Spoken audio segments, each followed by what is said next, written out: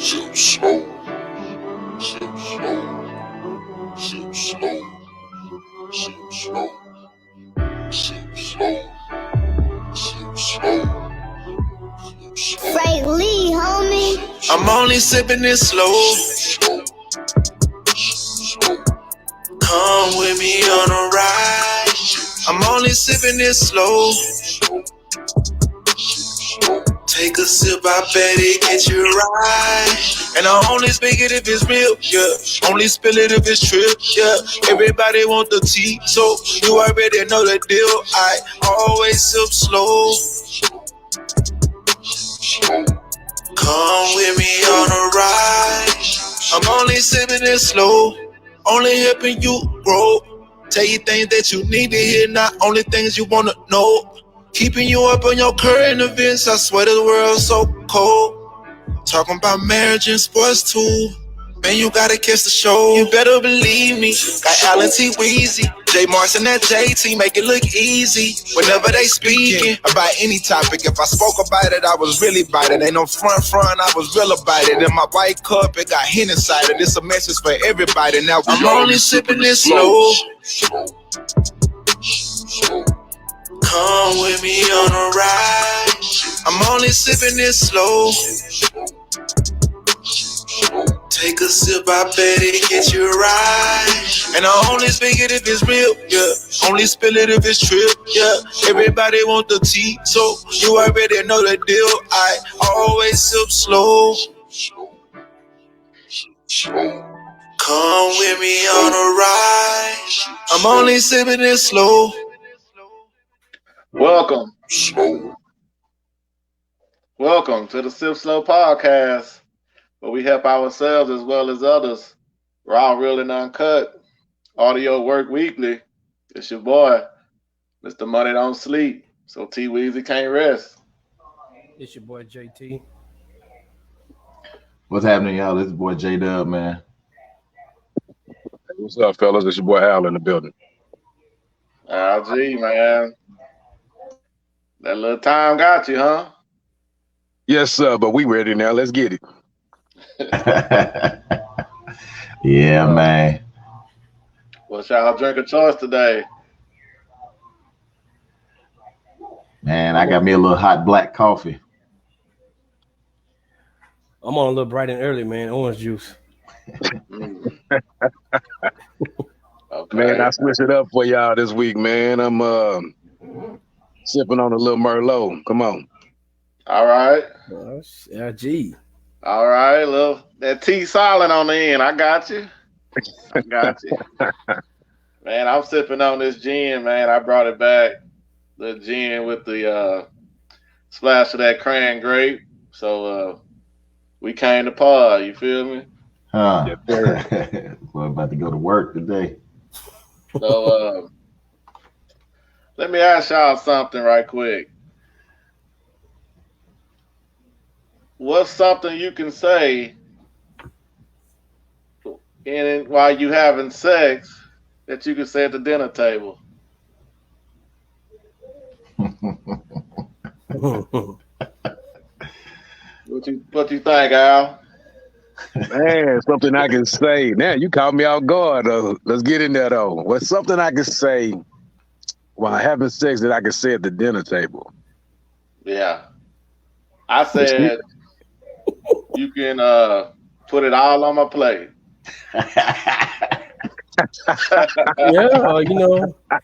Yeah.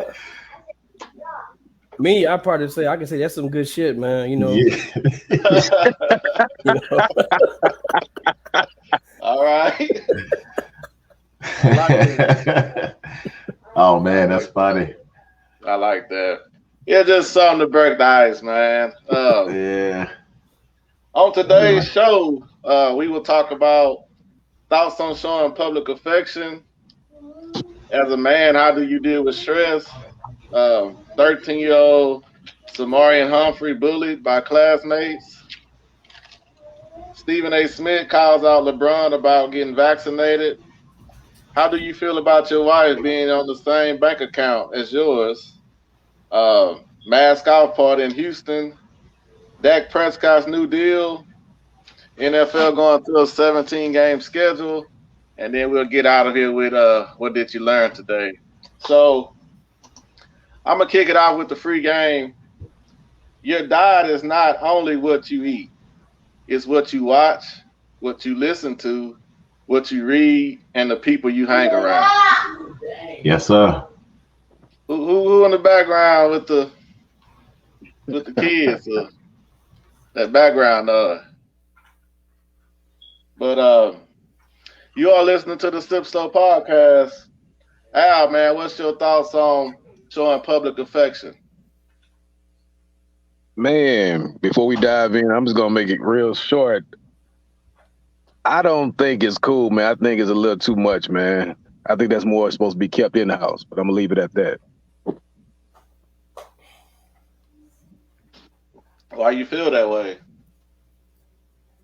Yeah, it's just like everybody don't want to be seeing what you got going on that's supposed to be in your bedroom or your home. So now some cats, they go overboard. If you talking about a little peck on the cheek or, some men and women holding hands, that's not as bad. But some of these people be, that's why they come with the term, get a room, go get a room. So sometimes the liquor flowing and the vibe good, you ain't never been there? Nah, I can't say, man, because not for me, because like I say, man, I'm more that one-on-one, off to ourself type. I ain't trying to have everybody all in our grill. So that's just me, though. I feel you. Well, I don't have no problem with it. Like you say, it is a certain level you can go to, but yeah, I like to hold hands and, might rub your ass or something like that, and, little kiss here and there. But, sometimes, like, we be in the club or something, and my wife might get a little bit too much to drink, and, man, one little kiss, but then you study kissing. I'm like, oh, that, it kind of, I be like, man, you doing a little bit too much. But other than that, man, I don't have no problem with it. Yeah, I say, to me, it really don't bother me. I don't see nothing wrong with holding hands, like you say, a little kiss or rubbing the butt. But maybe a peck here and there. But other than that, I don't too much say it bothered me. But the only thing get a little crazy, you see people in the store or something, they grinding. Now you can do that shit at home. Get your room, all that stuff. Yeah, now, that's you going too far. You grinding and all that, and she can't even walk. You about to pick her up. So yeah, that's the only thing I say. Shit. So you must be talking about the ones I seen. See, that's what I see. It's just let you. I just seen some do too much a little bit, man. Like everybody know if this yours, it's yours. But shit, you can do that shit to hoes. Yeah, I don't see nothing wrong with public affection. I mean, obviously there are some limitations that you should keep in mind when doing so. But I mean, if you can't show it in public the same way you show your affection at home or wherever, and again with those limitations, hug, kiss, hold hand, yeah, that's a part of the relationship. And if you truly love them, care about them, you ain't really gonna worry about what others may think or who see you. Okay. Hey, y'all all kind of mentioned that holding hands type thing. I guess I'm the weird one on here, man. I've always been against that holding hand. I just thought that was always weird. Like, I mean, damn, it's like I ain't your damn son or something, or a little, you got to hold my hand crossing the street. I've just been always against that holding hand. That's just something I always thought was just a little too, I wouldn't even say high school. I thought that was like elementary type shit, I turned about 2021. Yeah, I ain't trying to hold no hands. It's like, hey, man, we grown. I ain't got time for that holding hands. But I do see, shit, an older couple. It can be 80-year-old men and women holding hands. It's just, I guess I'm the weird one. I never liked that holding hands type stuff. Every now and then you got to go ahead and grab that hand, man, and lead them. Let them know you want to lead them and like, hey, I got you. So you may want to start incorporating that if you ain't doing so, man. Keep that marriage lasting a long time.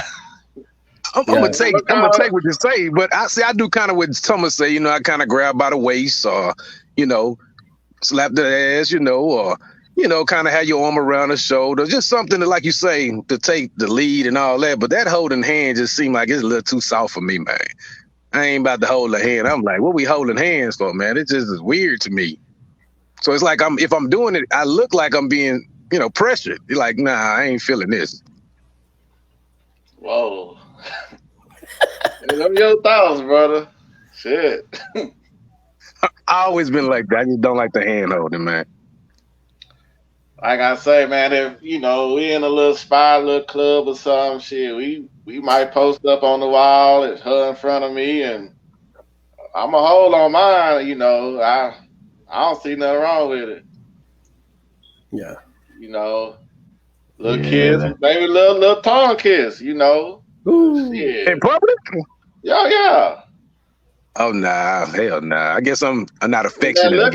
When that liquor flowing, man, shit. Hey, as long as you ain't on like y'all seen Don't Be a Menace when they went to that party at the house. Oh yeah, that was a bit much.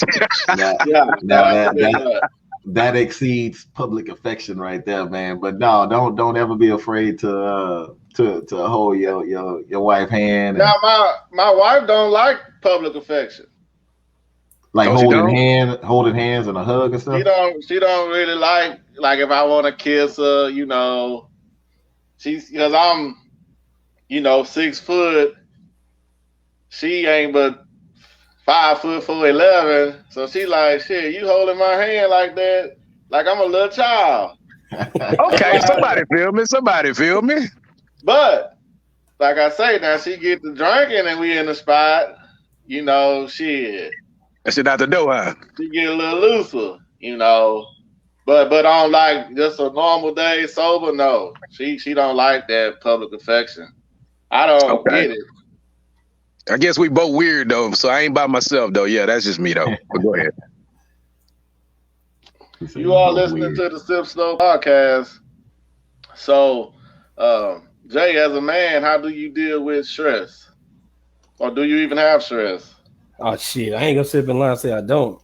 I just take it one day at a time, one step, and try not to let it get the best of me, man. Because stress is one thing that's killing a lot of people, man. Stressing and worrying. So the way I deal with it, man, I just try to do what I have to do, and that's it.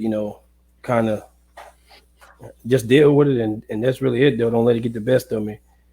Because it'll mess you up a little bit dealing with it. So I just try to one day, one step at a time, and kind of most time, if it ain't too bad, it's something I blow off, something that could be fixed.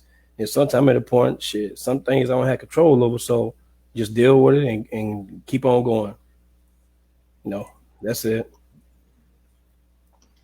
Yeah, man, I agree. That stress, it'll ruin you. And I think the first thing we got to realize is that, since a lot of times in men, we don't share our feelings, we don't talk certain things out, we try to be tough.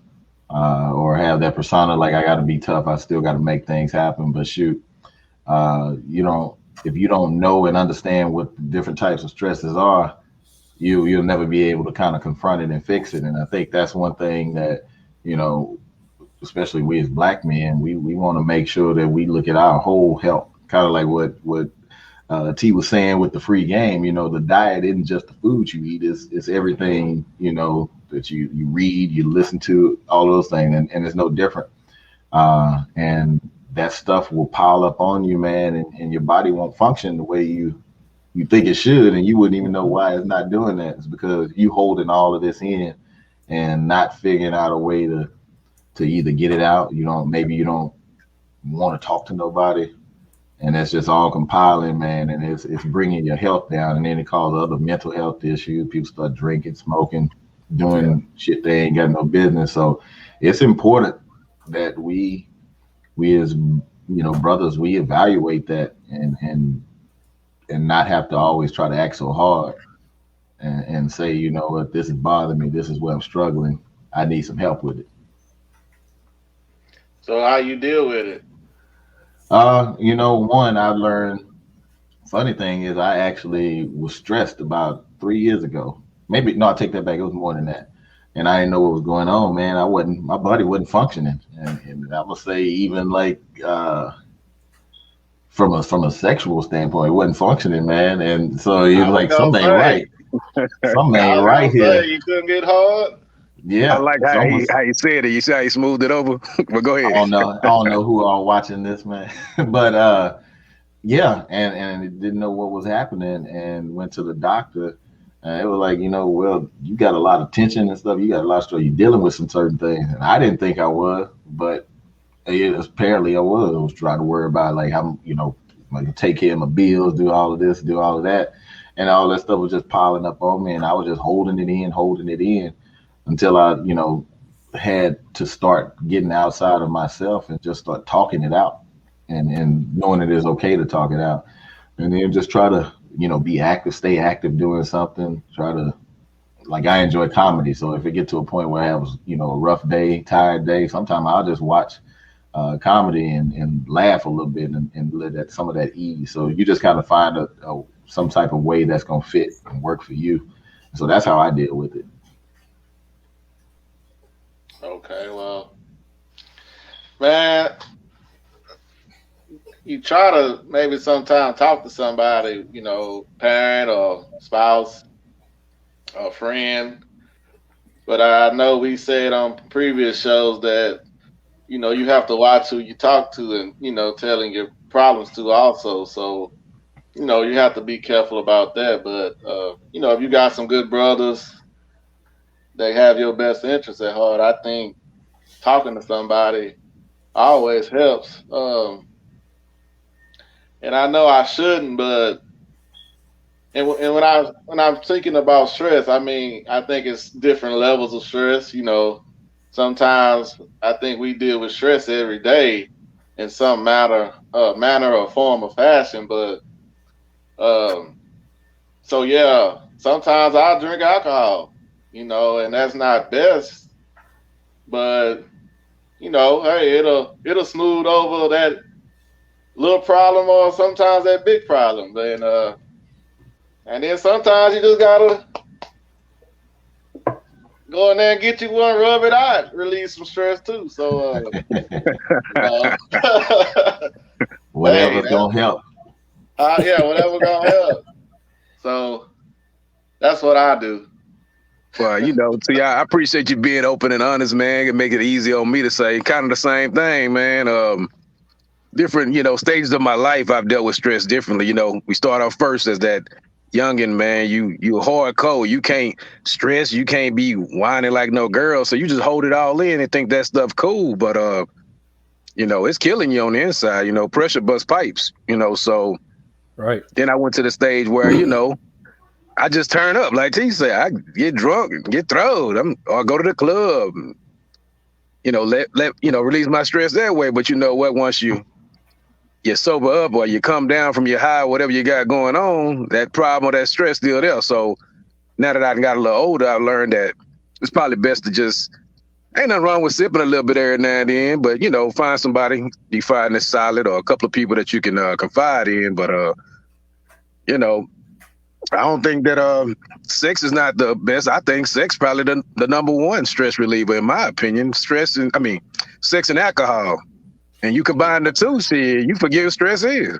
I'm gonna leave it at that. I think too, like what y'all said too, it's best to talk about it. Me, I'll be stubborn, I'll hold it in, but like it's really best to sound like you said with your brothers or whoever you can trust and just really talk to get it off your chest.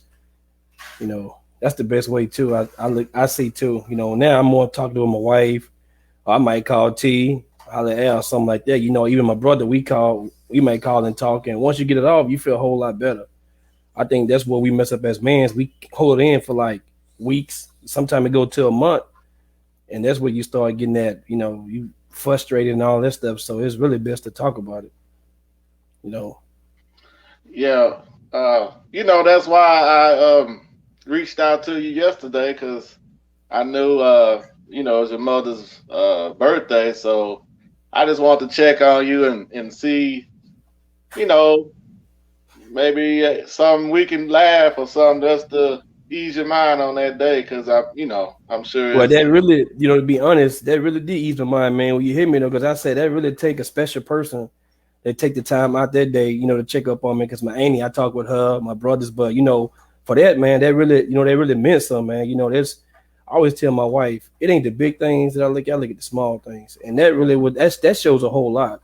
When somebody take time out their day to text you, and that really was, and that's a day too kind of stress you out because I look at it, I know that day coming.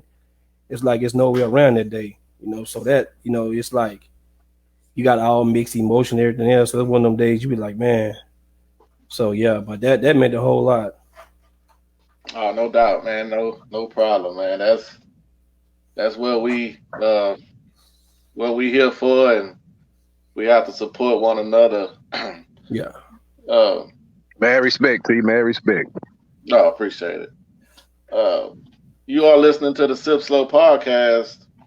We saw that the story came out about Simeon Humphrey, who was a 13-year-old who was bullied by his classmates during a sleepover in Plano, Texas. So a little facts about the story. A fellow student befriended Simeon and invited him to a sleepover that took place on February 12th. Simeon didn't know that some kids that had been harassing him would be there.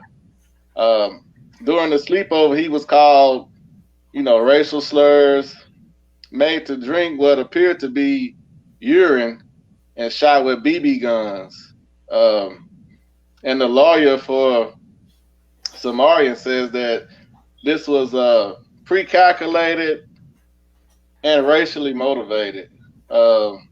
If I'm not mistaken, he was the only black child at this little sleepover. So, what's your thoughts on that, Doug?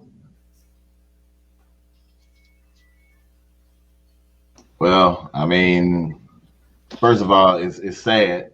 I mean, if this was an ongoing problem that was happening at the school, and let's just say, I'm assuming the mom, he probably told his mom, hopefully, or somebody raised a fuss that they should have did something about it. But, we all know that doesn't always happen. I think it's a disgrace. I think it's just another form of racism at its best. I mean, for them to, they had premeditated thoughts of what they were going to do with this boy and invite him over specifically. And that's not the first time we've heard of some, like they kind of, it's almost like a trap, and they want to do this to humiliate somebody.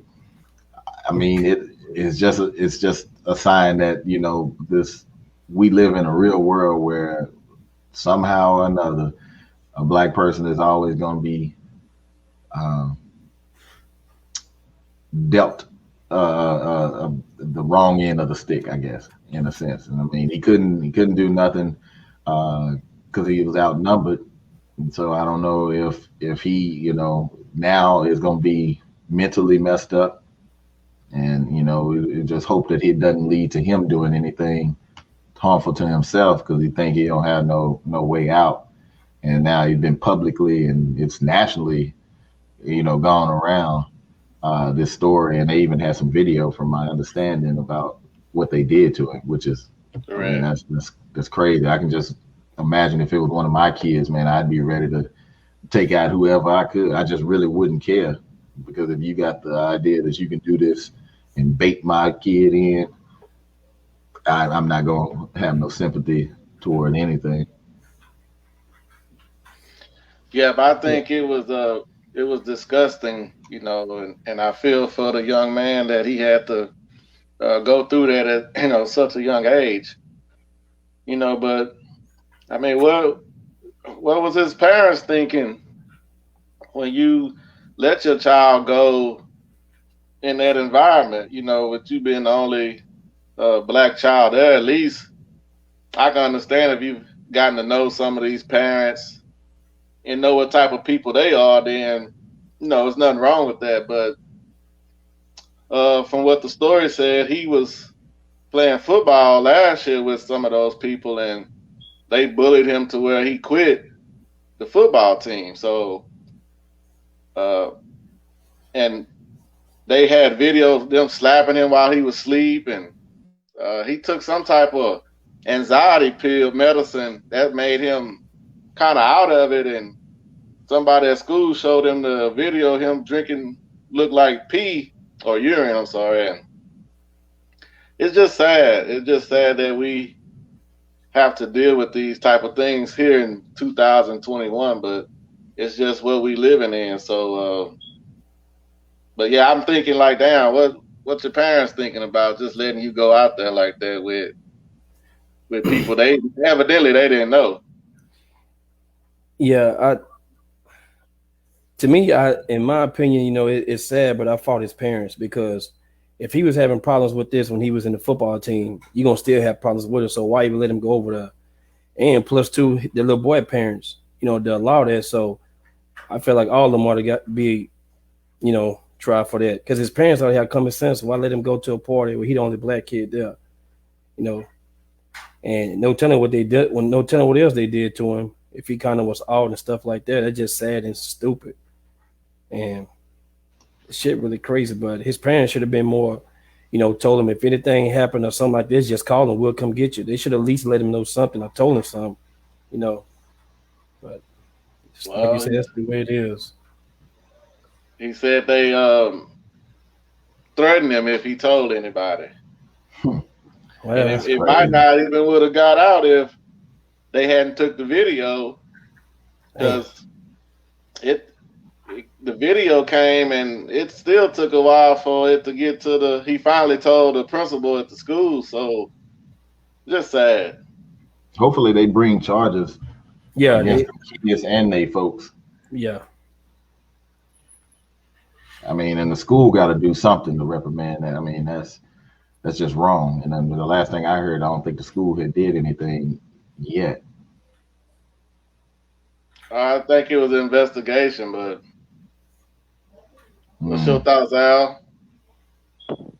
Yeah, man, it's kind of agreeing with all you guys, man. It's another, you know, form of hate, man. And I know y'all mentioned already, but you got to hold the parents accountable for this, man, because if they're more into their son's life, they would kind of know what's going on with him. I do know he was threatening to not, you know, spread it and tell everybody, but you know, if you're a good parent, man, you watch different things or some things, you know, you got to have some discernment, you know, and if certain things that don't sound right, don't look right, it's probably not right. So, yeah, it's tough to have a, you know, dude that young go through that, because now he can turn around and seriously just hate white people from now on, you know, or, you know, have some kind of vendetta against them. And now he's lashing out at different white people because of what these people done. So yeah, it's hate at its finest, and usually hate crimes just don't end well.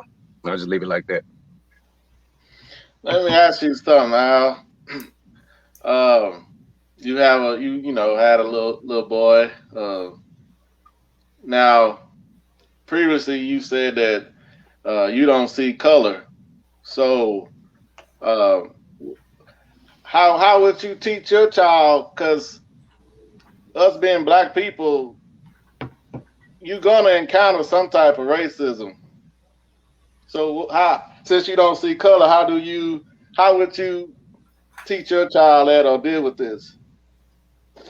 Like I say, you know, that's just me on that. I don't really get into the color thing, and so he's gonna be taught, you know, whether it was a black little boy, white little boy, black little girl, white little girl, same thing. If that, you know, situation presents itself to where he's now, you know, a victim or has some dealing with racism, then, you know, maybe I can break it down then. Now, as he get older, I'm sure he's going to notice it. But at this age, I'm going to say, like, we talking 13-year-old or younger, that's something that shouldn't even be in a child's mind, whether white or black, in my opinion. So I'm not going to teach him hate. You know, I'm not going to teach him color. I'm not going to teach him hate and racism. Like, I'm just as guilty as the racist white man if I'm teaching my son about racist white people when everybody's not racist. Now, those that are, like I say, if it presents itself, then, you know, I got to break that down for him because he might not understand that. But up until then, hopefully, I don't have to cross that at an early age. But If that's the case, then I would speak on it then. But other than that, it's not even going to be a topic of conversation. Okay. I get that. So, since you mentioned that, Al, so question for, everybody is, should we teach our children what happened in the past? Well, I done talked to my boys about it, my two boys, that it's certain people in this world that don't like black people. It's from white, Mexican, whoever. I just told them straight up, and that's the way it's gonna be until you leave this earth. So it ain't gonna be no way different about it. So I just told them, it is out there that you gonna have to deal with it one day. It's the way how you deal with it. But like, I ain't never told them to go out and you hate nobody. But I have told them that it's people that don't like it that's gonna try to mistreat you and everything. So and you can't hide them from it. You can't hide your kid from the world because it's gonna happen. Especially having a black child, a young black man. It's gonna be here for a while. So I just talk to them and say you got to prepare to be ready for it because it's gonna happen. You're gonna run into a person that's gonna say something out of line or something. And it's an issue. So I just sit down and had to talk with them. But that was it. That's a great point, Jay. I was going to ask you, though, T, on that same deal, and maybe I'm looking at it wrong. Is there a certain age you feel in your mind that you should have that talk? Maybe, is there some kind of age range you think at some point that this needs to be discussed? Or do you, like me, feel like, okay, he's young, I'm not trying to go down that road. I understand it happens, but as long as we ain't got to talk about it now, or he's not to the point where he understands it himself, again, a certain age, then we'll cross that bridge when we get there. Or do you feel like it's a certain age that you should sit him down regardless and say, hey, here's the deal? That's a good question, Al. I think I don't know the age. I can't give you the number, but I do. I'm willing to say I think at 13, he should know. He should have been taught certain situations that can occur. And I do think we should teach our kids our history, meaning that, yes, we do have slavery in our history, but we also have many other great things in our history. So, and that'll give them a sense of knowledge of their self, because it's just like we talked about the Black history. You can't go to school and expect the teacher to empower your child on Black history, because most of the time your teacher doesn't have the same skin tone as your child. So, we need to tell them and just explain to them, because, like Jason said, man, life is life, and it's bound to happen sooner or later. So let them be prepared, and because this stuff can scar a child mentally forever. Mm-hmm. Yeah. Okay, let me ask you back. Yeah, that answers. That's a perfect answer, and I actually, it makes too much sense. But my question to that is, you said there really no age, blah blah. I get all that, and you should tell them the good and the bad so they can know who they are. I get all that, but what do you tell them if they are to come across this situation? Like, what are you telling them to do about it, or like more in depth? Like, when you tell them about this, like, how should they react? I should say. I would say. Go ahead. Go ahead, Doug. I was gonna say, just to touch on the question, you have to share the information with them, and I think it's almost like at levels of it. You when your child first starts, like maybe kindergarten, first grade, they're gonna be now amongst a mix of different kids, different colors. They're not gonna understand like what racism or nothing is, but you need to help them understand that you're Black, they're white, they're brown, they're beige, whatever it may be, and you may be looked at differently, you may be treated differently. It doesn't take away from who you are, but that may happen. And then as they kind of progress, then you tell them, you share more about different types of situations that they could encounter, that hopefully they're just prepared the best as possible for if something like that, or if it's a matter of when something like that will actually happen. And the ultimate goal is to make sure that if it's getting to a point where somebody has said something to them or did something to them, they would at least come to you first as a parent, that you can talk about it, discuss it, and then figure out some kind of a plan to approach or to go forward with from there. Yeah, my oldest son, when he started school, now he's light, he's yellow, he's a yellow bone, and got good grade to have. So I only say that because most of his friends was white, and we would say, well, what color is this person? And he'll use peach or banana, something like that. I like that. And it just goes to show you that kids don't come here racist. They're innocent. Right?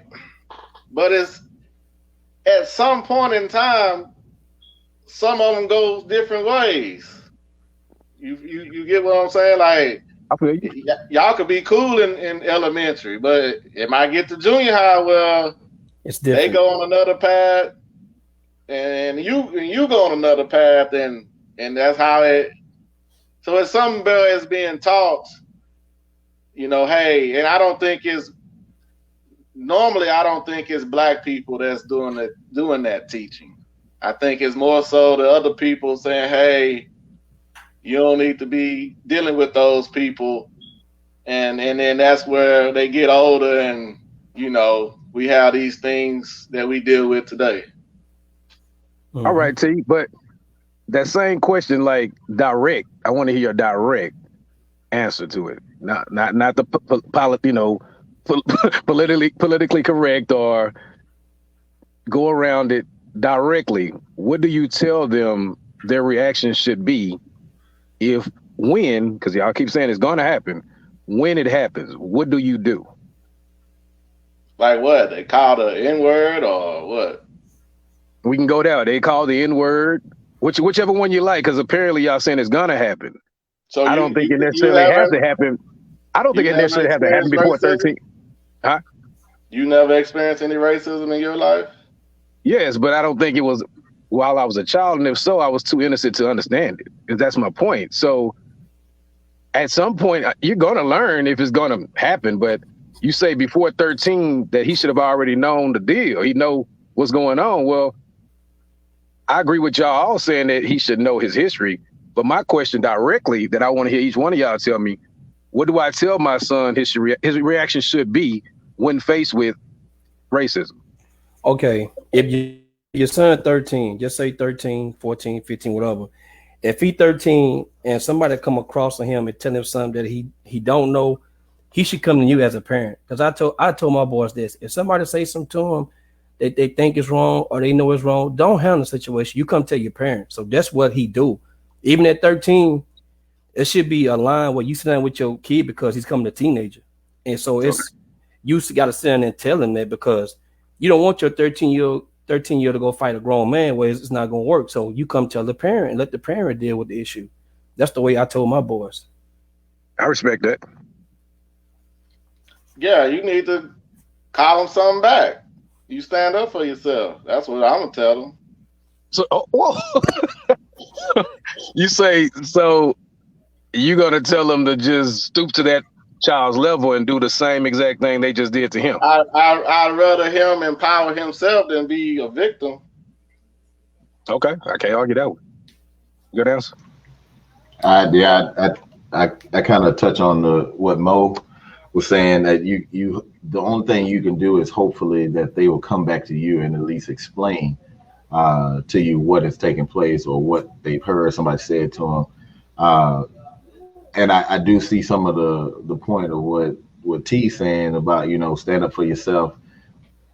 They truly want to be able to stand up for themselves and say something back if they don't know and understand. Because I think if nothing, you're going to be able to formulate what it is, what has taken place, and then have your answer or your response you don't want it to be to necessarily to have to lead to fight or whatnot, but you want to, hopefully you can respond to them where it hit them deep and they think about like, okay, well maybe I shouldn't say that to him because maybe he knows a little bit more than what some. But as of somebody at the age of 13, yeah, they should know at this point in time about racism, different ways racism come at you, because hell, over the last, I don't know how many years, that's all we've been seeing is different types of injustices and how it's always been, let's just be honest, most of the time it's a white and a black thing. And it's usually the white still trying to be a dominant or oppressive to not seeing blacks as equal. And, I would say even as early as 9, 10, they need to know the deep root of it all. So they'll be aware of what's going on, what's taking place, what type of things would, require them to come on back and be like, hey, we got an issue. And especially if somebody is getting bullied over and over, he understands what bullied is. I mean, let's not assume that 13-year-olds can't comprehend what's really happening. He just may have wanted to fit in with that group. Plano, out there in the Plano area, it's predominantly probably white, I would say, out there. And so if you're going to school in that area, maybe that is who his friend base is. I mean, you can't stop that, can't take nothing away from that because that's who he's with. But a parent, he didn't do enough talking with his parent, or the parent didn't do enough talking with him to raise that issue to where that could have been prevented. But yeah, again, like I say, Al, it should start in stages. Anytime your kid gets ready to enter school, like T was saying, my son said the same thing. Oh, he's brown, he blue. He said he wasn't black. He said, I'm brown. They don't know. So, but you have to at least let them know, like, there are different races of people, so they understand that when they get to like 3rd, 4th grade, it's like feeding them. You giving your baby right now formula. Eventually, they're gonna get on, the food, solid foods, and you just gradually do it and keep them aware that, to Mo's point, when it comes back to it and they have something come up, you come talk to me, you come talk to your mama, so we can help get this situation under control. Okay, I respect all that. I respect all y'all answers. Great answers. I'm gonna pick on T a little bit since he say he gonna tell him to do the same thing back.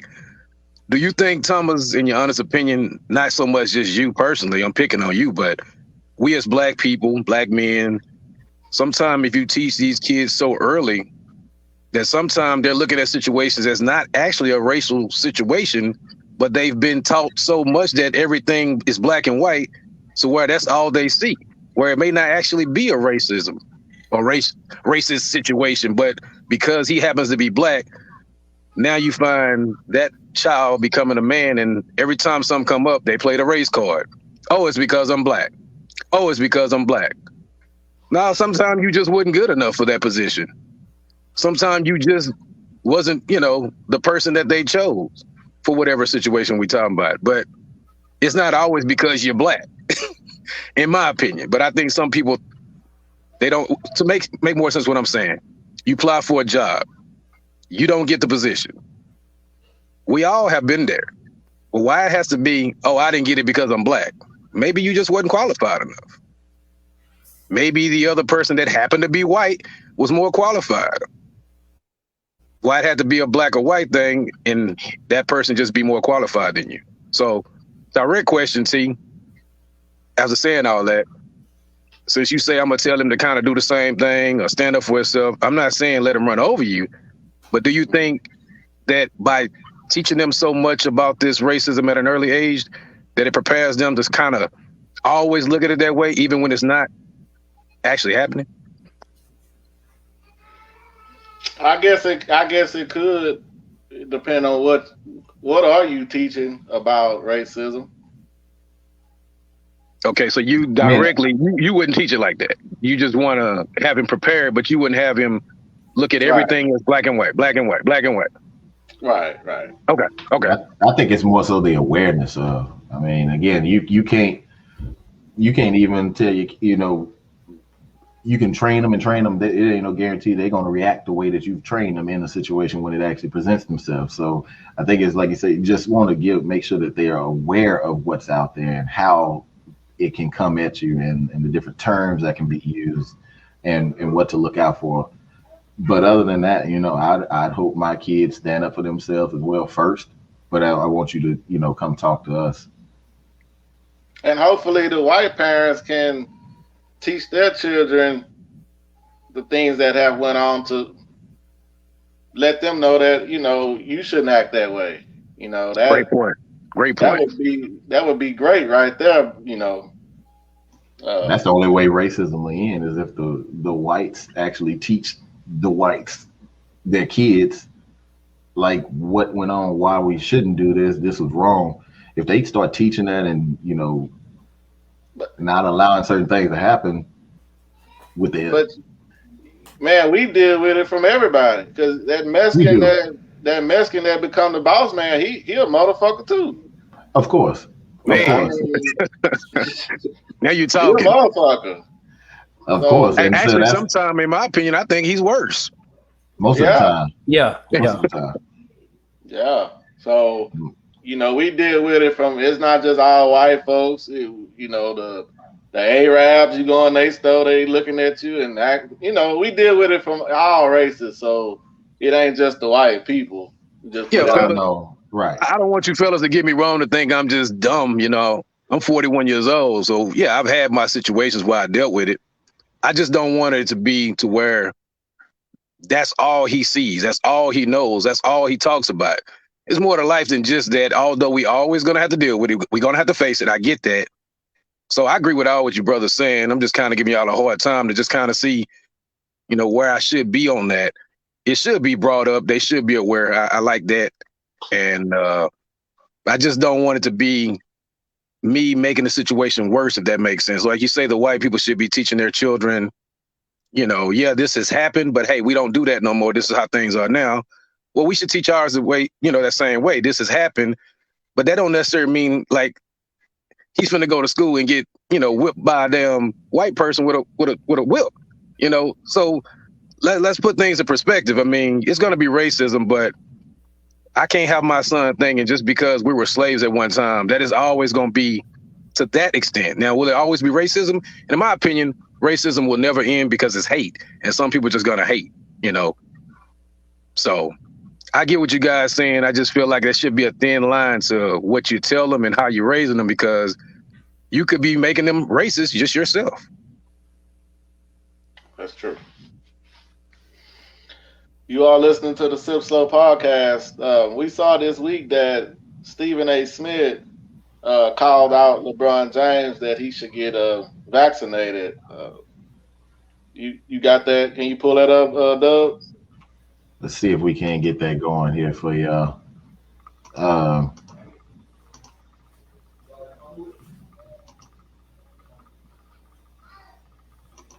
Let me be very clear about something. I fully understand where LeBron James is coming from, right there. And I respect that man immensely for what he had to say. Because we know the shameful history this nation has, what is essentially medical experimentation on Black folks. I understand wanting to keep medical issues private.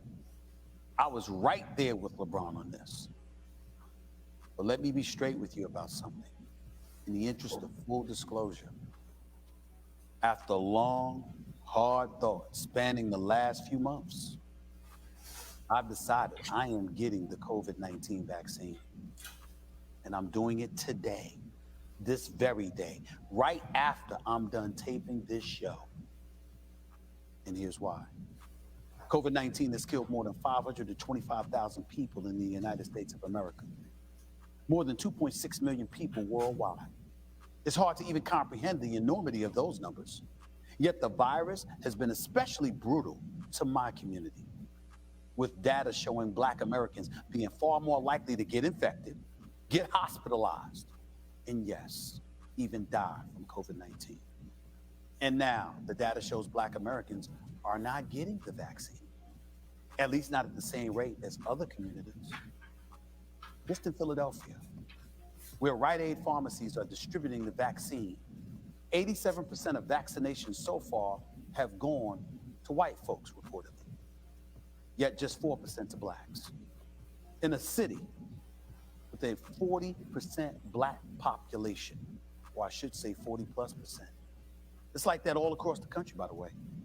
I personally drove by the Jacob Javits Center in New York City this past weekend. It's a vaccination center. I saw what looked to be at least 1,000 people standing in line. Maybe 10 to 20 of them were black.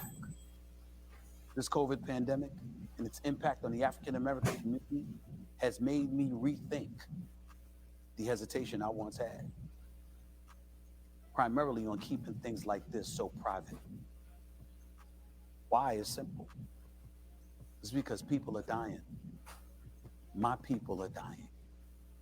LeBron James has done almost everything right since he entered the National Basketball Association. He's spoken out and been on the right side on huge issues impacting the black community over and over and over again. He's been a leader, an influencer. LeBron James has been an example. I encourage him to continue to be that shining example. On this, again, it's necessary. King James, it really is necessary. Man, last week I said Stephen A is a coon. And I kind of like, man, that's kind of a tough word to use, but I think I was right. You know, this Negro getting up here, putting this pressure on LeBron James. Somebody told him to do it. Somebody, you know, you had them little toys and you got the little battery pack going in your back. So somebody put the pack in his back and he ran out on TV running his mouth. Boy, that's disrespectful, man. Ain't that? They probably told him he can get him another show or a contract like Skip got in a couple of years if he could get LeBron to come out and publicly. Man, you know, Stephen A got a big deal not too long ago, so it probably all part of that package. But I don't know why, and I'll just use powers that be, feel like they can get a black celebrity out here and all the black people just gonna follow them just because they doing something. Great you point. know, you get on here and talk about diabetes. How many thousands of people, 1 million it kill every year. High blood pressure, heart attack, strokes, the food that we eat. You ain't talking about that. And I'll let some of y'all get in it, but to me, I say he was wrong for it. And everybody their own person. Just because LeBron take that shot, don't mean you got to go get it. I mean, if he feel that important about the black community, why he going to donate some money to somebody? He said up there in his heart, go out there and you donate it. You seeing this. You know, you can't make another man make people go get a shot. That's crazy stuff. Like LeBron James supposed to be God or something. That's how he looking up to him and they got him talking. You know, you go get your shot. You know, he get his and that's it. But go help somebody. He's sitting there making a big issue of it. And it should be private with him and his family. It shouldn't be out in the media and all that. Why do it in public? You know, it's your body, your choice. Right. I had Amy Friday. She got vaccinated. So I was at my mother's house. So Thomas, you need to get vaccinated. I said, nah, I'm riding with God. You heard me? Yeah.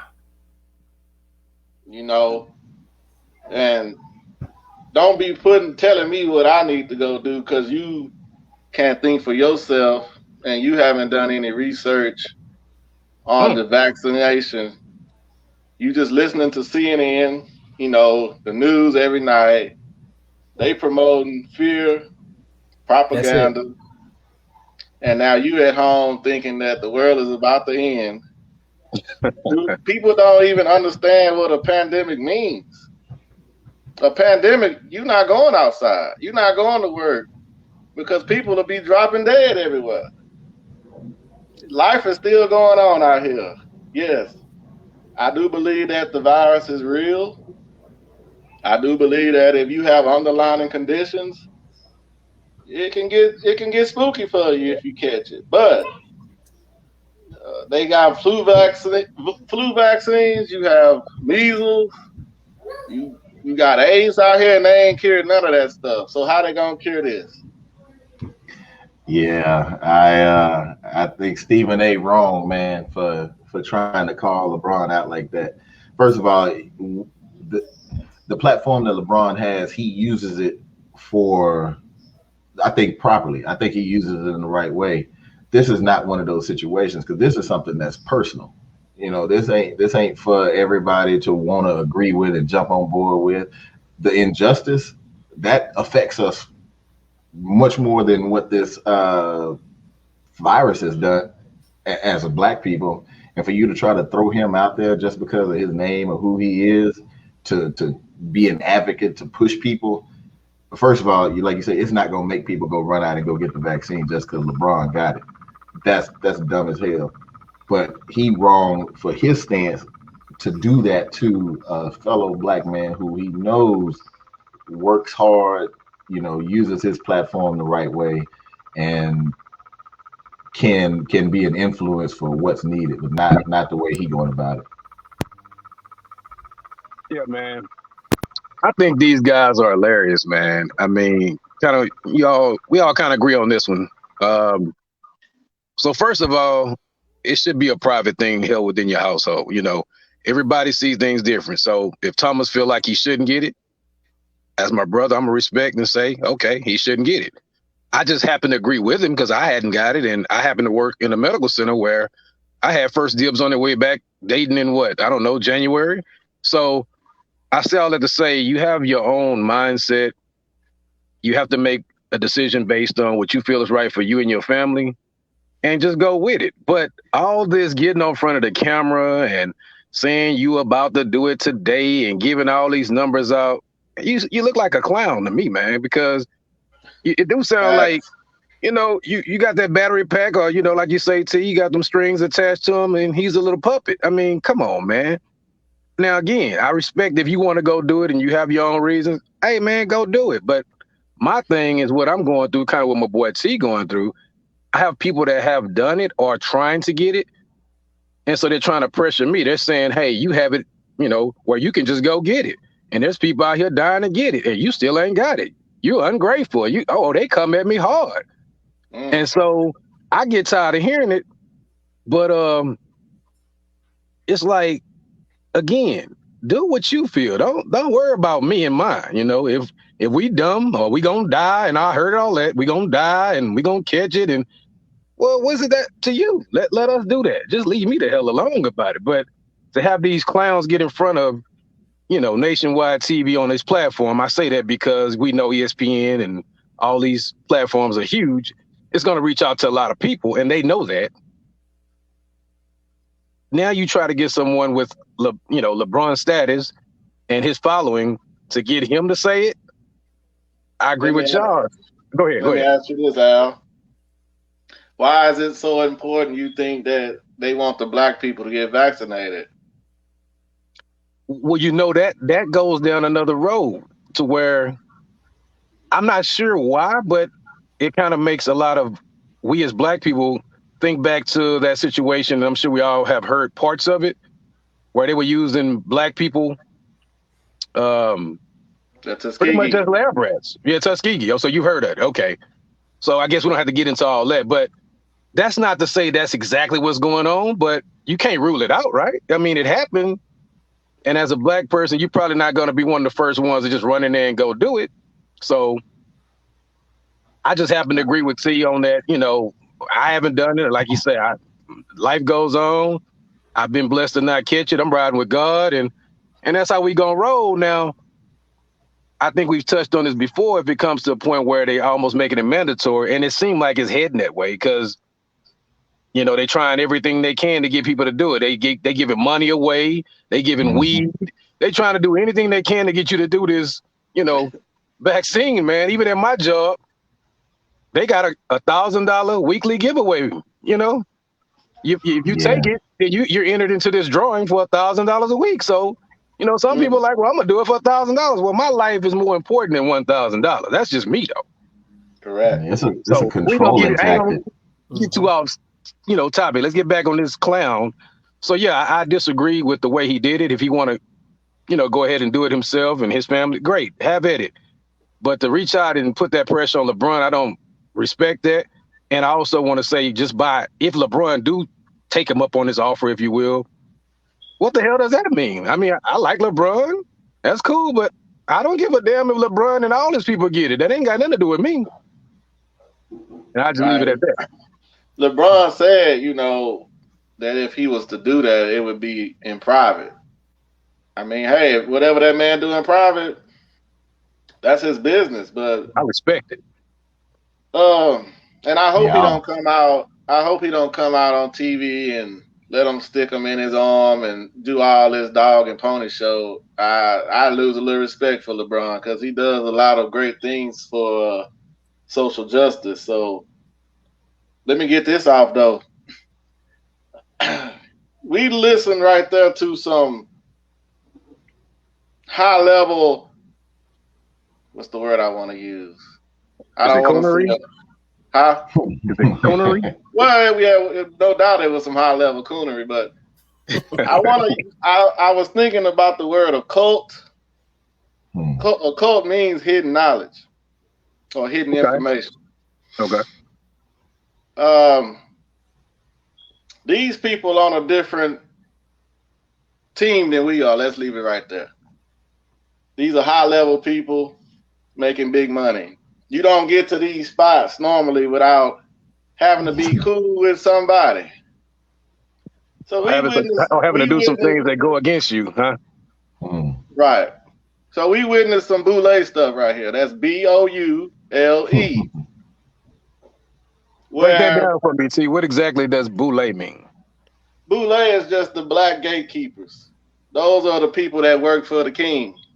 So they work for master. Yeah. For the Illuminati, so to speak. Or the powers that be.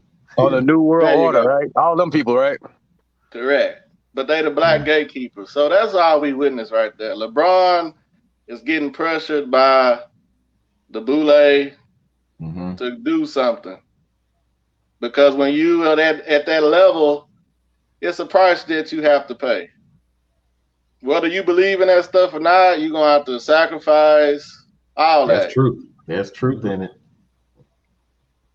That's just part of the game. So do you think that LeBron actually going to fall for this foolery? It's not the point.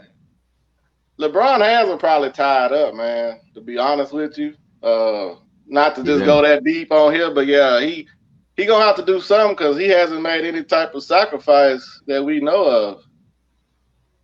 Wow. I mean, think about Michael Jordan. He lost his daddy. Magic Johnson came out with the AIDS. It's a lot more than sacrifice. So, you know, we got to be on the lookout. So I think this was all just they used Stephen A to come out and put that message to LeBron to say, hey, bro, you gotta get in line here. Time to pay up. Time to pay up. Yeah. You just don't be on that level without doing business with the other side. I completely agree with you on that. And it's very unfortunate, but I think he probably is going to do it. It may be behind the scenes, but he going to do it some way or another. And he may come out with just like an announcement on like his Twitter page or something. Say, you know, I got the vaccine and I'm fine.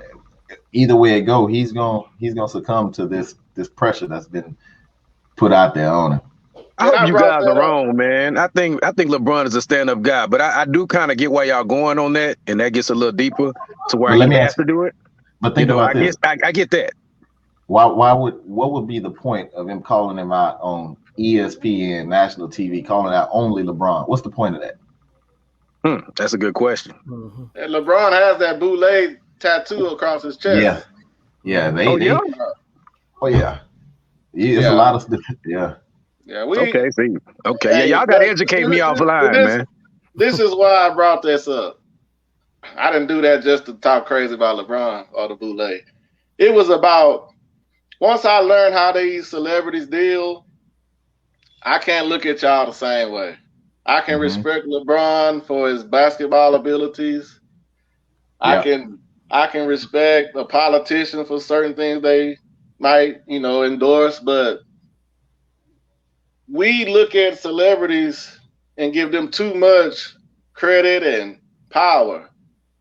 Like I say, most of these people are bought off. They do all kind of crazy things to be where they at, and they get paid the big bucks because we follow them, and they keep us dumbfounded from not thinking about real stuff. We worried about the basketball game, the football game, or who's doing this on reality TV.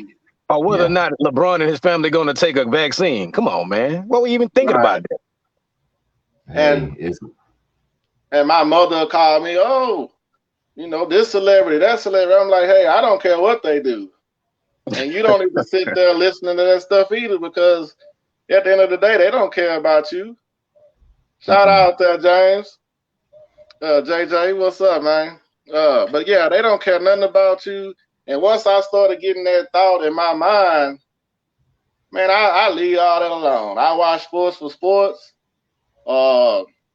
movies for movies. But other than that, man, them people can't tell me nothing. Yeah, that was dumb, man, for Steven. Well, it wasn't dumb for him because he's part of that game, and that's the way he's gotten to where he is. But T, you right, man. All of them had some sort of a price to pay. You don't get that type of fame and fortune without giving up something. Right. And a lot of them have given up a lot. And although it may sound weird and crazy, it's true. There's truth in that stuff. All right, Doug. How do you feel about you and your wife being on the same bank account? That was a work in progress. As we started out, I didn't understand it, and then I wasn't the best with my money. So getting on the same bank account wasn't the best idea. But as I start growing and really looking at everything, it's like if money is coming into this house and we together and we both, contributing, and the main goal is to take care of our family, that part I don't even care. I mean, we've had a joint account for about 20 years now. I take that back, not 20, about 15 years. But it started out to where we had separate accounts. I was paying certain things out of my account. She was paying out of her account, and it just wasn't unified. And if we was going to be together, it had to have it unified. So we both have been on an account. We have another little card that we throw money on for our own, a little allowance that we can have and use how we want. But for the most part, we try to stick to what we do, and she's just as much on, as far as over money as I am. Let me ask you, Doug. So when y'all was on separate accounts, so what if somebody come up short? Because that's the thing that my wife would be like, well, how, you make more money than me or whatever, and then I'm paying the bills, then I'm kind of broke, but you got money. How did that work? Well, thankfully, it never was like that. I always had a job or some money coming in, and she did as well. I just was not good at saving, managing, budgeting my money the way I should have. Whereas she was good at it or better at it. There's still a lot of different things to understand about budgeting. You met your part of paying the bills though, or was your mismanagement? No, my mismanagement got me in trouble a lot of times with not taking care of my part, and so I had to get it together, man. And once I did, it was fine. But yeah, it would be me more so, just because I was trying to do this, trying to do that, wanted to go hang out here every now and then, wanted to spend that, and that was all in my account. Well, if we own the account together, there's also some accountability that you can hold with the other person to know, like, hey, we can't be doing all this spending. Or I noticed you've been, spending money here. What was that for? and it brings that accountability factor in there. So no, I was carefree about finances when I had an account by myself. When we joined up and had the joint account, it helped bring me in and really kind of get serious about it. Yeah, I'm a backdoor you. Yeah, I agree that like I say, it takes two to make a thing go right. So you know, my money and your money together is more than mine by itself. So Yeah.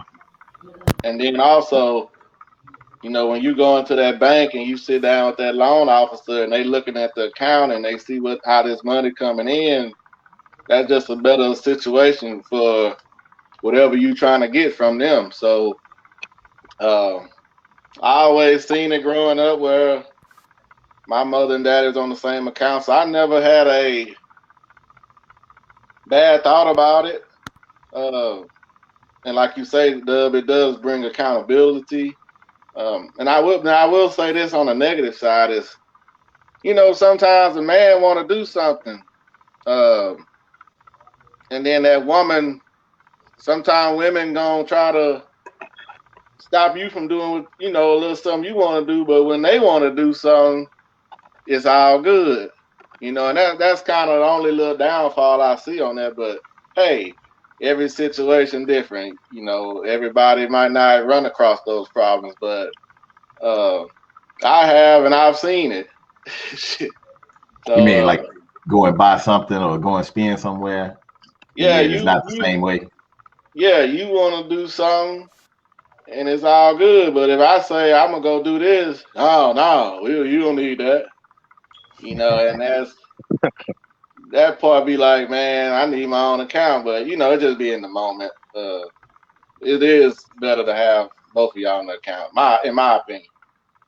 Well, T, for that very reason you just touched on, that's why I'd rather have my own account. You know, now if you're gonna have the way we do it, if you're gonna have a joint account, that joint account is strictly just for bills. You know, so I guess that's kind of what y'all talking about, right?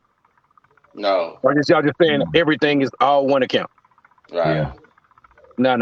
See, that one I might have to grow into because again, you know, I'm new to this, like I always say, but I don't have a problem with having a joint account for the bills. We got that, but I need my account for things I want to do, and she need her account for things she want to do. Kind of what Thomas just said, because well, let's just stay with it. Okay, I like to gamble. Okay, well, my wife, she don't want to gamble. She ain't trying to lose 50 cents, right? So she feel gambling is stupid. She says it's giving money away, but she don't seem to have a problem when I'm winning. You know, but we ain't gonna go down that road.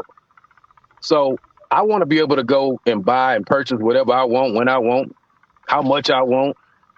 As long as that joint account is legit to where the bills are being paid, we have no issues. Because I'm still doing what I want to do. She's still doing what she want to do. Now, my wife might go buy three pair of shoes at one time. I think that's crazy, you know, but that's her. But now if we had that full joint account y'all talking about, now she looking at how much I'm winning and losing and gambling. I'm looking at how much she's spending on shoes. I just think that's stressful.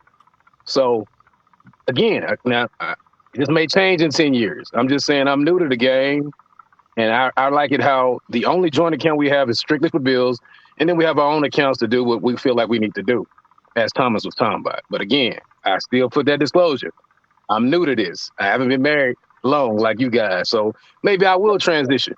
Well, with me, it wasn't about being married. Even when we was boyfriend and girlfriend, after a certain period of time, I don't see nothing wrong with it. That's just me. No, I respect what y'all got going. I'm not there yet. I'm not there. But when you got your own account, see, you can pay some bills somewhere else. You feel me? This is true. You know, this is true. And, you know, I don't think you doing that, but a lot of men do it. I agree.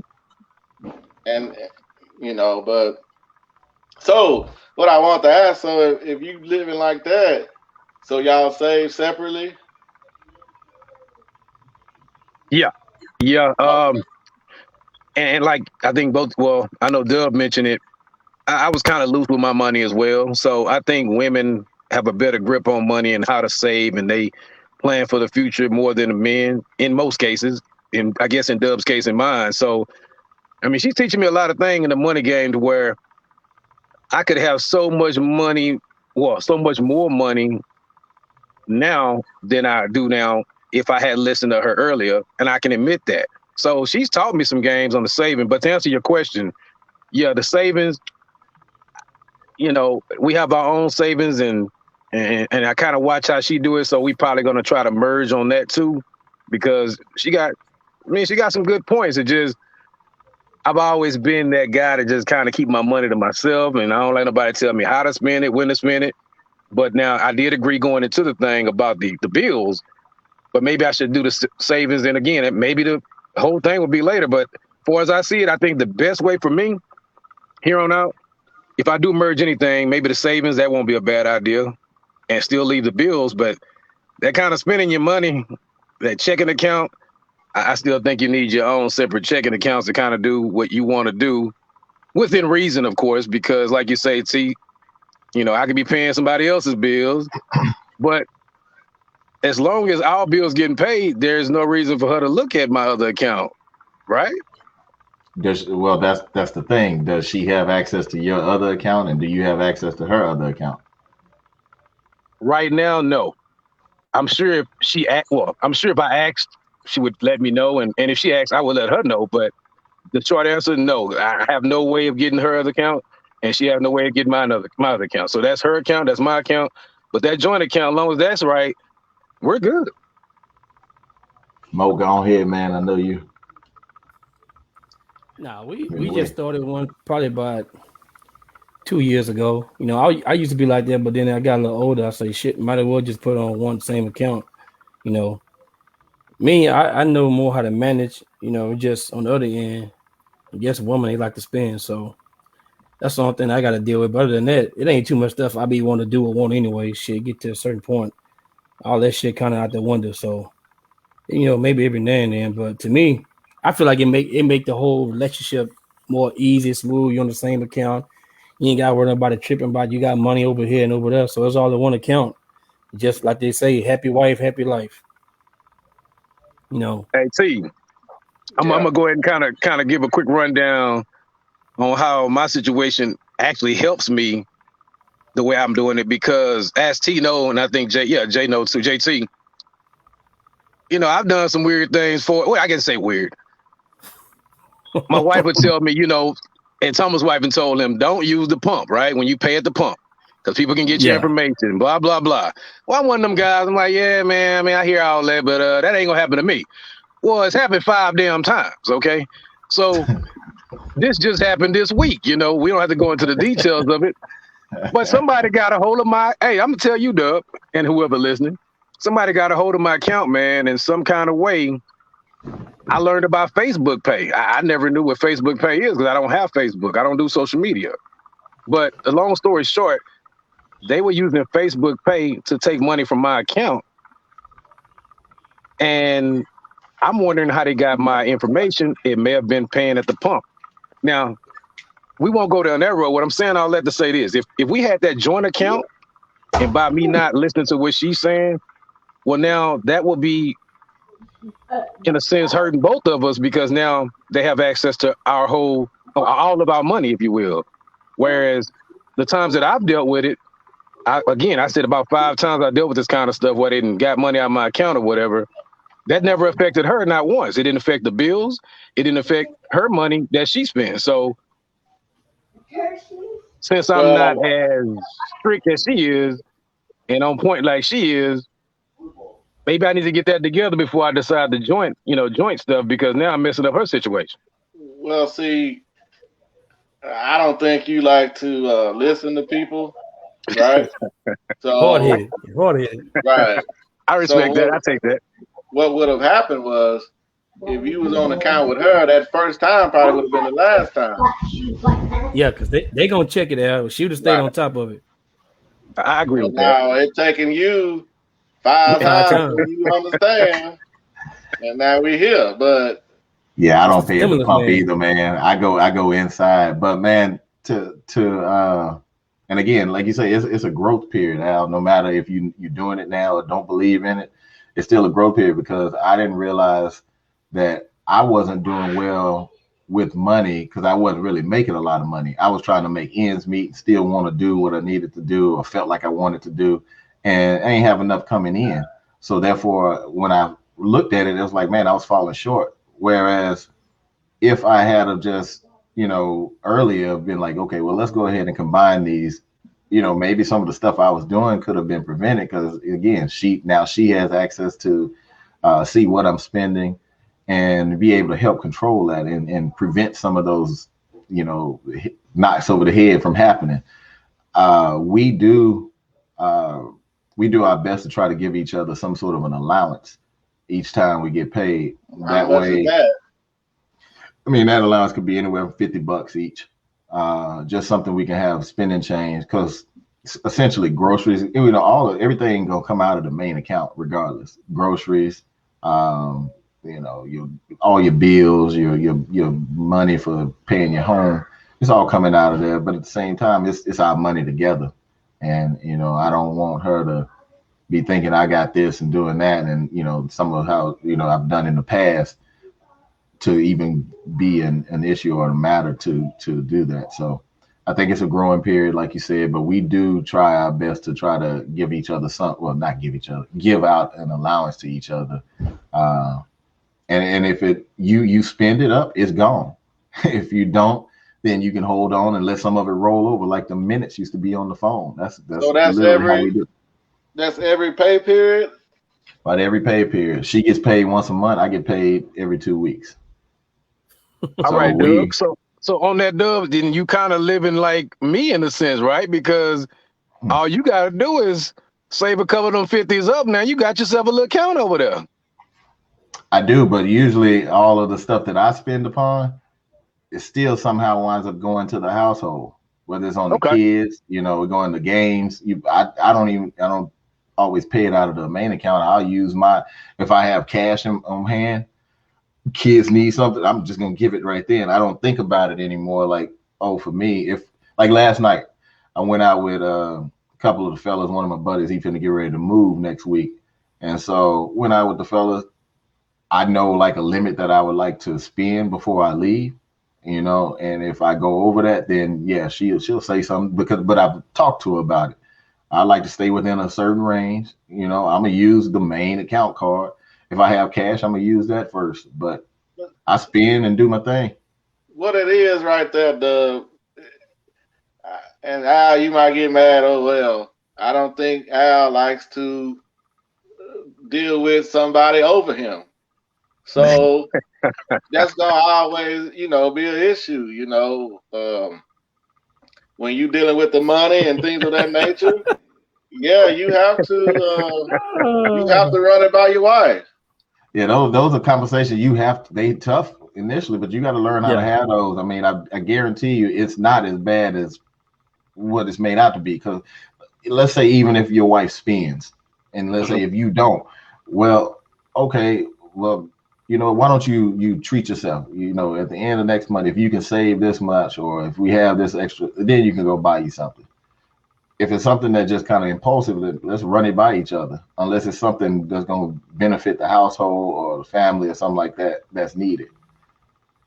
Okay, I respect everything y'all saying, but see, now I'm not upset, man. I think there's a lot of truth in what you're saying, man. That's a little part of me that I just got to be honest and say, yeah, I do have a little something about that, somebody being over me. But again, I'm growing, man. I'm learning, maybe I'll get out of that hopefully sooner than later. But yeah, that's a lot of that, but until then,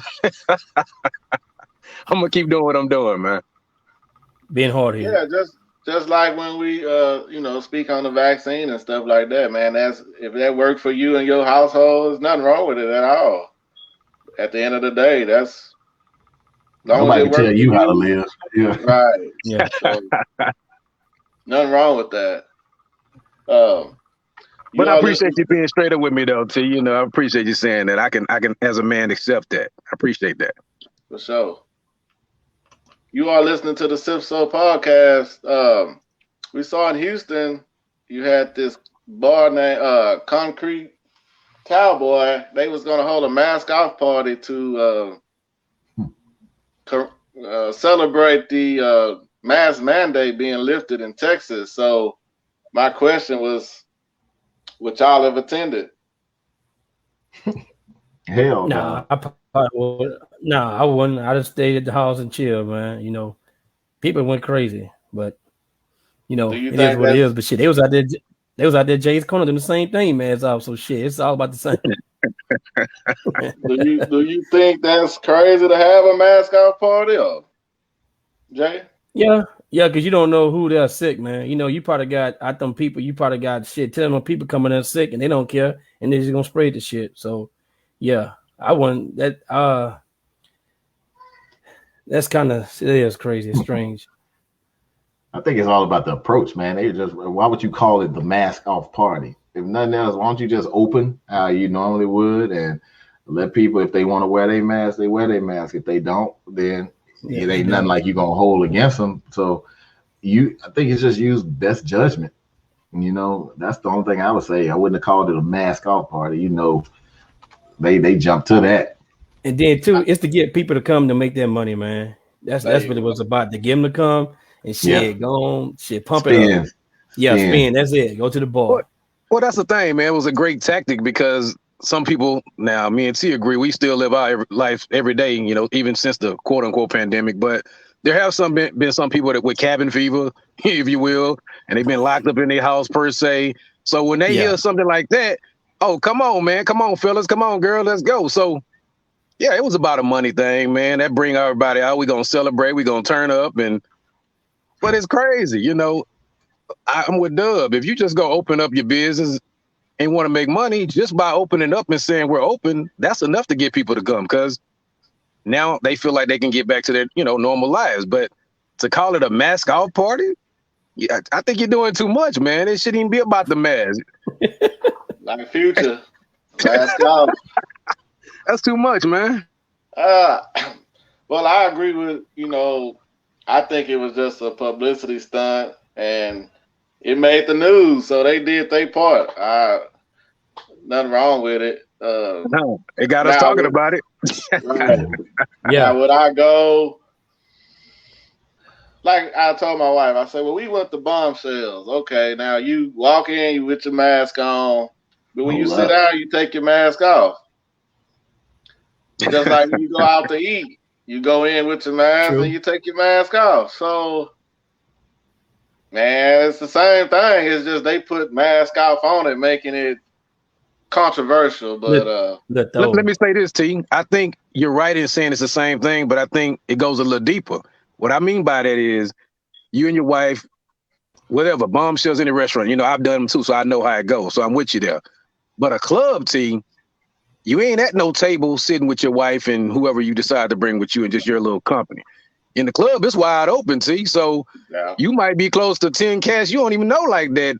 And if it get crazy to where, I mean, I ain't been to clubs in forever. I don't do clubs. But if it's like I used to go, I mean, you can be rubbing shoulders with people just trying to walk. I mean, you got to say, excuse me, just to get to the damn restroom. So if it's crazy like that, I won't say it's the same as a restaurant. I can do the restaurant. But the club, I think that's a different scene. That's just my opinion, though. Yeah, you right. You got a point.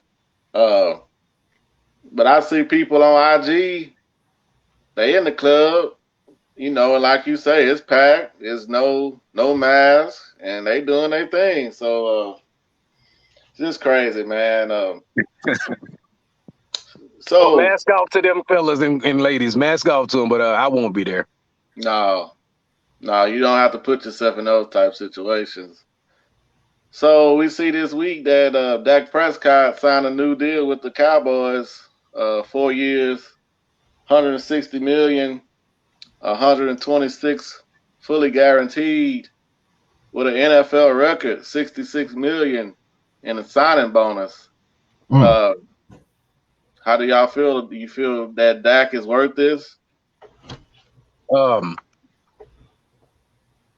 I'm kind of torn on that for as worth it. I guess that's the question, so I answer that. I don't necessarily think he's worth it in the sense of his playing ability and what he's done thus far. You say you do or you don't? No. I say I don't think he deserves it. Oh, okay. But that's why I'm a little torn. I don't think he deserves it because that's a lot of money for what a quarterback position. But we know the game, it just get bigger with the next, deal. So I get that side of it too. But am I happy for him? That's another question. Yeah, I'm happy for him. I want to see anybody make as much money as possible. But before we dive in, you say, I'm gonna just ask you a question. No, I don't think he's worth that type of money. And we'll come back to it. I say he a good player. They could have, he got it, so they must see something in him, that he gonna stick around for a while though. But I think it's too much for him because I don't think he'll lead him to the big game, the big Super Bowl. So I probably say I'm iffy on it, but he got it and that's good. I hope hope his motivation to go out there and prove everybody else wrong. So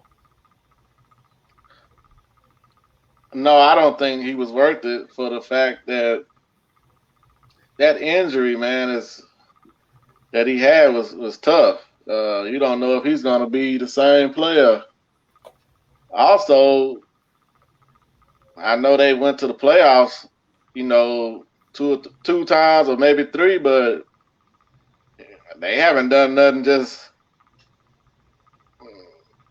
nothing that I feel that he's I don't think he's a top 5 quarterback, and he's right under Pat Mahomes for a yearly salary. Mahomes getting $45 a year, and Dak's average out to 40.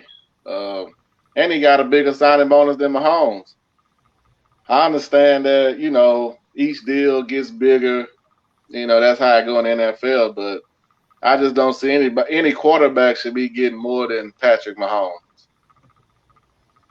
Well, I agree. I don't think he's a top 5 quarterback, and I think top 5 would deserve that type of money. But they may be setting themselves up to get rid of him though too. You go ahead and let him pay him money so he can be satisfied to make sure he play, and then they may trade him out of there or cut him because with the amount of quarterbacks that. They were talking about Russell Wilson may still be leaving or whatnot. It may not be this year. Same with, Watson. They may have their eye on something else and then worked out some deals behind the scenes. Like, we're going to go ahead and pay him now. He'll ride this out. And then when it comes time, we cut him or you have to trade him off. It ain't going to be so much money, I guess.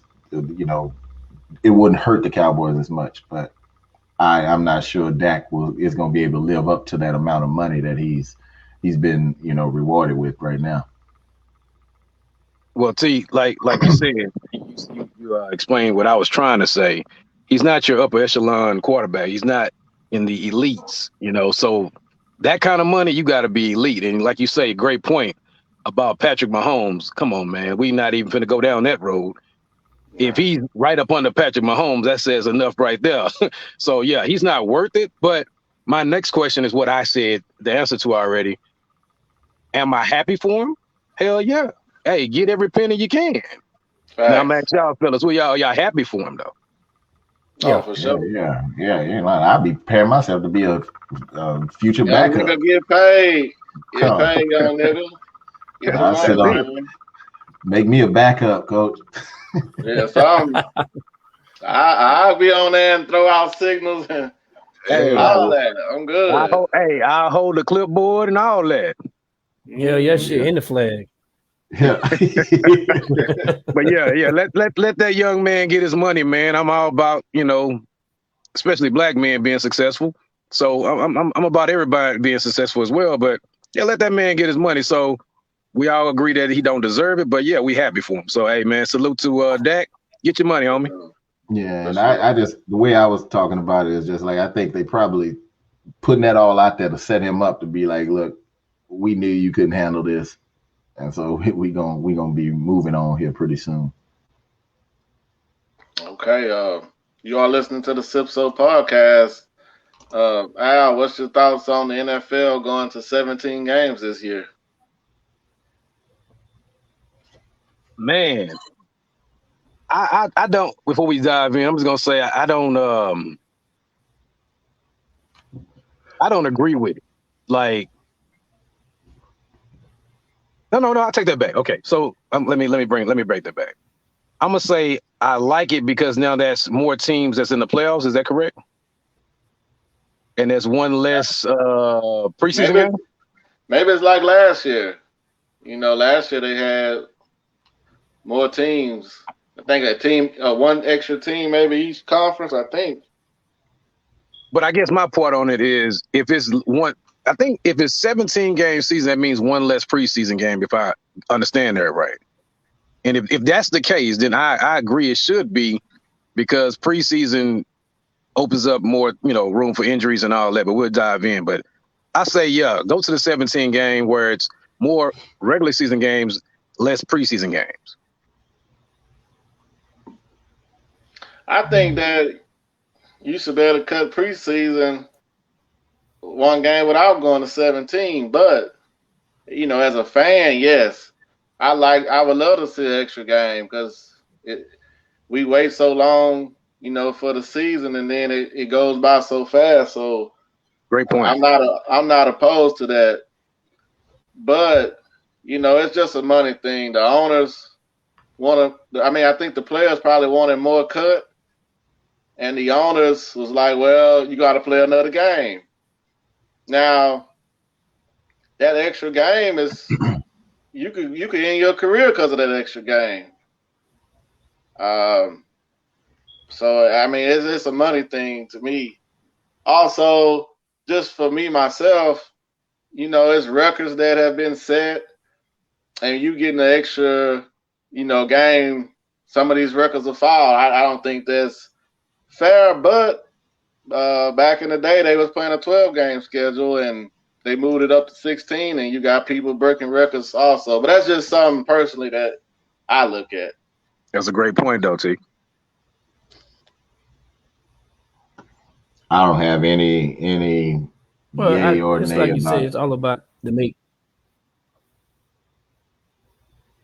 Yeah, it's all about me making more money and stuff like that. But me as a player, if I was a player, I wouldn't like it, because, like you say, that might be the last game you play in your career, anything. So, I feel like they need more preseason games. But you think they need more preseason games, Jay? Yeah, you need more preseason games.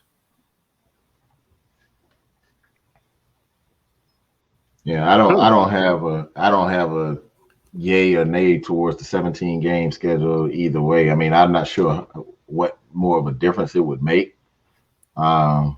Personally, I mean, yeah, they may earn an extra week of, making some money, but I don't really see the point of it, and I'm not opposed to it either. Jay, I'm just curious. Go ahead, T. Why you think they need more preseason games?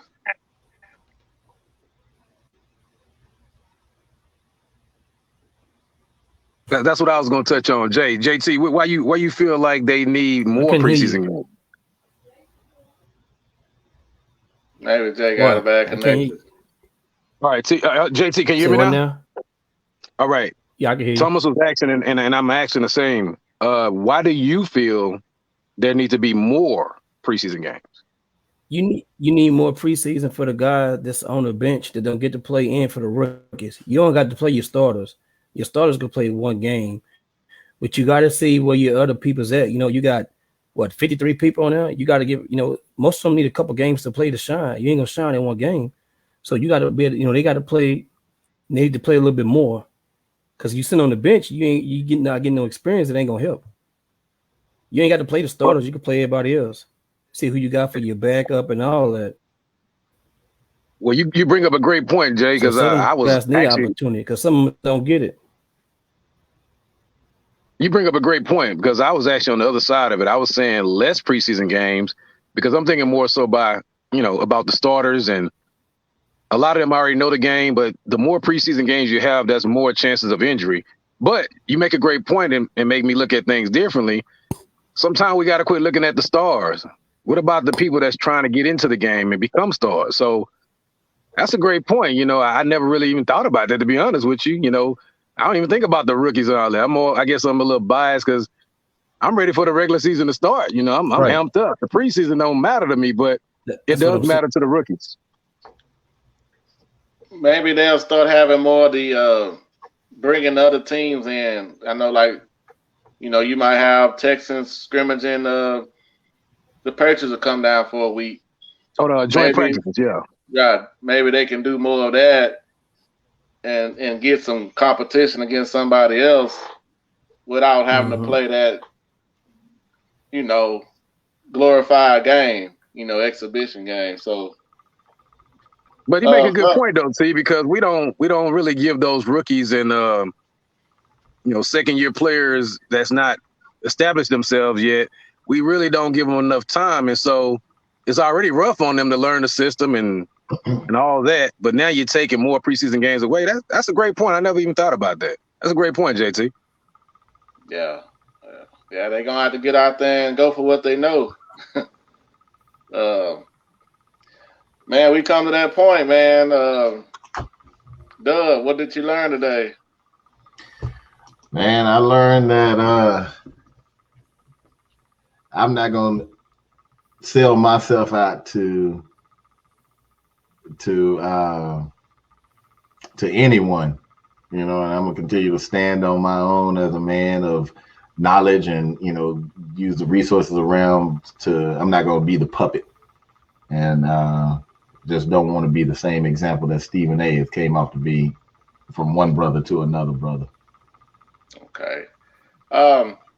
I learned today that holding hands is for elementary kids.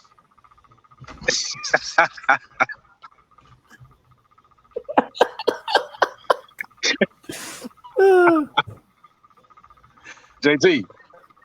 Well, I learned today, man, that it's a slow process of putting your wife with the same account, man.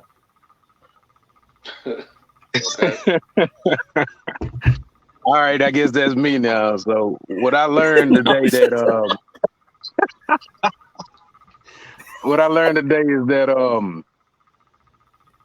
it's okay to start teaching your son about his history and making him aware, but not so much making him a racist.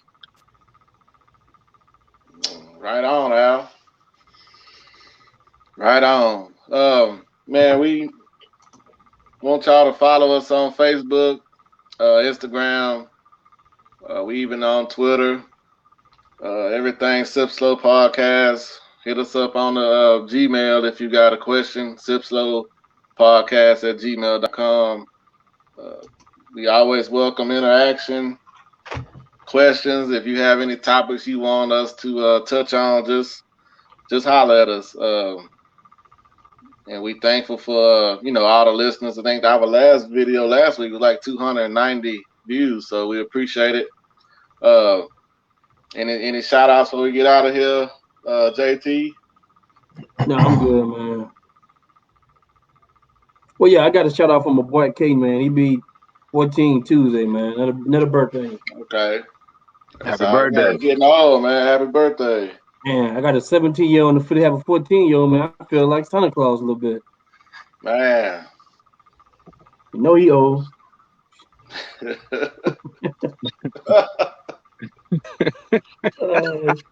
Hey, man. Wow. I just wanted to say, man, big salute to my man, T Weezy, man, that you were able to reach out to our boy JT and what he's dealing with and in the loss of his mom, and that's crazy. Like, that's mad respect. I know I ain't trying to be the Debbie Downer, but I think that you need to be saluted for that, because like Jason said, and that it means a lot, man. And that shows how real you are to even remember that, dog. Like, that's really crazy. So it showed more than respect. There's more love, man. That's what you call love. That's brotherly love right there. There's no, sometimes words can't really explain it, though, man. But that's what you call love. Yeah, well, I got to salute you for that, bro. I got to. I appreciate that, but I shouldn't even brought that up. That should have just stayed between me and Jay. So, Jay, Dub. Oh man, I just shout out to each one of you brothers and everybody listening. I hope can get a little bit more interactive and help us to be one of the best shows out here. And really challenging each other every week to think of different things that we can, bring to the table. But I do want to shout out to you all for the commitment and everything you're doing. And like I said, I've seen and known all of this friendship has gone back years and years and years, and that's much appreciative. And you don't get that all the time. And you guys still have been tight, and that's definitely much respected. Respect, man. Yeah, Al and Jay, I appreciate the the love, man. But we all brothers, so that's just what you do. Shout out to the listeners, as always. Shout out to everybody here that we still grinding, and we had a good time today. Great topics, great conversation. Man, I look forward to it. It seems like these Sundays come real quick too, boys. So yeah, they do, man. Man, they come, but you could have been anywhere in the world, but you're here with us. We appreciate it. And as always, man, we're gonna sip slow. We're gonna live fast. All right. Yes, sir.